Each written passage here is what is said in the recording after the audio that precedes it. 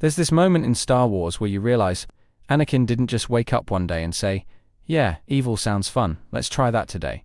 It wasn't a dramatic flip of the switch. It was a slow crawl through fire disguised as heroism. And the wild part is, it happened in plain sight. We were all watching the Clone Wars thinking, wow, he's such a great leader, while quietly ignoring the emotional meltdown happening behind those war hero eyes. You see him slicing through droids like a galactic blender, cracking jokes with Ahsoka, arguing with Obi-Wan like it's a space sitcom, and it all looks like growth. But under the surface, every mission made him colder. Every loss chipped something away. And instead of helping, the Jedi handed him a promotion and told him to get over it. That's not training. That's trauma with a helmet. He started out passionate. Maybe too passionate. But that's what made him great, right? He cared too much, felt too deeply, loved too hard. Until all that emotion got weaponized by a system that didn't know what to do with it. So they suppressed it, bottled it up, and then looked confused when he exploded like a force-choked pressure cooker. And while we were all distracted by the lightsabers and the clone banter, he was unraveling. Every episode layered on more pain, more doubt, more reasons to stop trusting the people who claimed to be his family.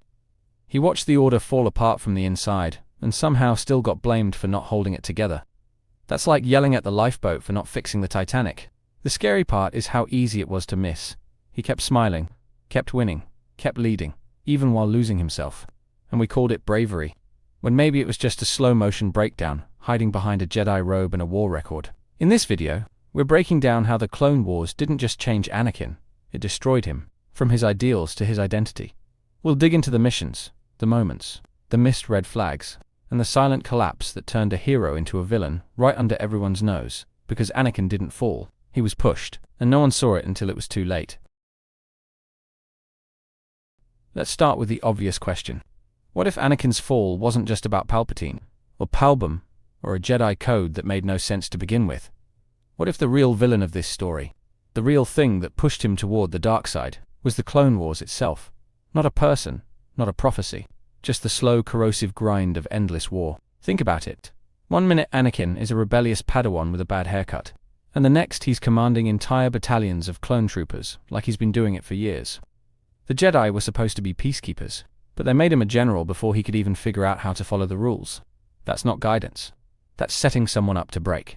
And it wasn't just the rank or the title. It was the responsibility, the constant pressure, the non-stop life-or-death decisions. Every mission got bloodier, every choice got harder, and somehow Anakin always got sent to clean up the worst of it. That kind of stress doesn't build character. It eats it alive. We saw glimpses of the shift throughout the show, moments where he took things too far, where the line between Jedi and soldier blurred so fast no one could tell the difference. And the scary part is, he was really good at it. Too good he didn't just win battles, he dominated them, and everyone around him just called it leadership. So maybe the question isn't how Anakin fell, maybe the better question is, how did no one notice he was already falling the entire time? What makes this whole thing maddening is how nobody around him stopped to question it. The Jedi Council watched Anakin spiral in real time, and their reaction was basically a collective shrug. He's losing patience, becoming aggressive, forming attachments, and all they did was give him more responsibility and tighter restrictions. They saw the signs. They heard the tone in his voice when things didn't go his way. They noticed how he reacted to loss, to betrayal, to anything that felt like weakness. And yet they kept throwing him into war zones like that would somehow make him calmer. The Jedi weren't mentors, they were war managers at that point. And Obi-Wan, bless him, tried to help. Half the time he wasn't even there. He was off on his own missions while Anakin got paired up with Ahsoka and shoved into another planetary mess. Obi-Wan gave Anakin advice like someone skimming a manual he never fully read. Half wisdom, half damage control. Even Ahsoka, who saw the cracks more clearly than most, couldn't pull him back. She tried, but even she didn't see how deep the damage went. And when she left the Order, it only confirmed everything Anakin feared about loyalty and abandonment, which again, nobody addressed. The truth is, Anakin never stood a chance. Not once he got dropped into a war that demanded he compromise everything the Jedi were supposed to stand for. He was told to protect life, then ordered to take it, told to avoid attachments, then praised for risking everything to save his troops. There was no consistency, just confusion disguised as doctrine, and every loss chipped away at him. Every clone that died under his command, every innocent caught in the crossfire, every decision that turned grey morality into a standard operating procedure. It didn't harden him, it hollowed him, until anger was the only thing he trusted. You can see it in the way he starts to question everything.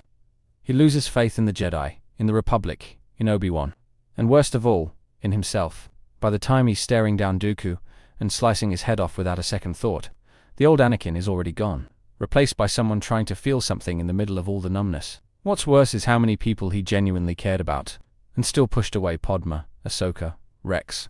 All of them saw glimpses of the person he used to be, and none of them could reach him, not because they failed, but because war had already rewired him from the inside out. It's heartbreaking, because Anakin didn't fall into darkness. He was pulled into it one battle at a time, until he couldn't remember what the light even looked like. And yet, despite everything, Anakin was extraordinary. He was powerful, brave, inventive, a natural leader even when he didn't try to be. The clones respected him, his enemies feared him, and his friends trusted him without hesitation. He could walk into chaos and bend it to his will, and somehow still protect the people beside him. You'd see it in those quiet moments, when he trained Ahsoka, when he risked everything to save his men, when he made the impossible look casual. He wasn't just strong in the Force, he was alive in it, bursting with raw energy and passion, both of which the Jedi never knew how to handle. And, honestly, his flaws are part of what made him compelling. He wasn't some emotionless monk. He was messy, angry, deeply human, and that humanity is what made people follow him. Even when he was in pain, people believed in him, because he believed in them too.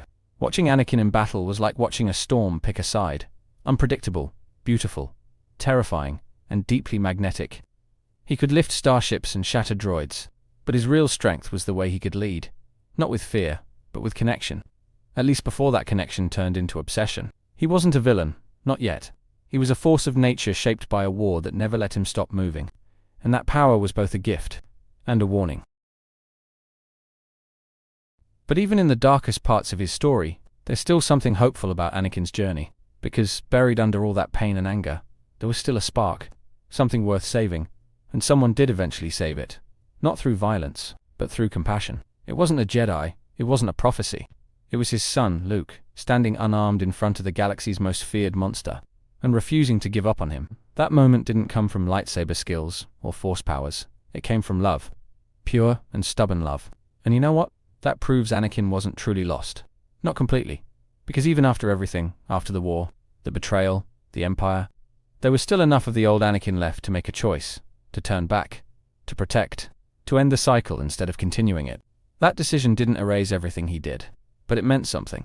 It meant he wasn't just a victim of war. He was a person who clawed his way back from it. And that matters, because it shows that redemption isn't about forgetting. It's about what you choose to do next. So yeah, the Clone Wars broke him, but he found a way to rise again. And that's why his story still hits so hard decades later. In the end, Anakin's downfall wasn't sudden. It wasn't a snap decision. It was slow, methodical, and invisible to everyone who should have seen it coming. It was a war of attrition on his soul, not just a corruption of his actions, but of his identity. The Jedi gave him authority without balance, trust without understanding, and rules that contradicted everything they asked him to become. He followed orders, saved lives, did everything they demanded, and yet still got blamed when it all fell apart. That's not failure, that's betrayal from the top down. But Anakin's story doesn't work if we pretend he just snapped one day.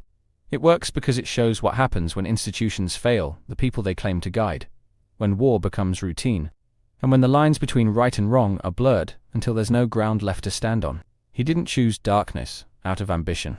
He fell into it because it felt like the only thing left that made sense. And even when he climbed back out, even when he found redemption, the scars never fully healed. And maybe they weren't supposed to. Because Anakin Skywalker wasn't just a fallen hero, he was a warning, a mirror, a reminder that sometimes the monster isn't who you think it is, and that even in a galaxy of light and dark, the real tragedy is when no one sees the shadow until it's too late.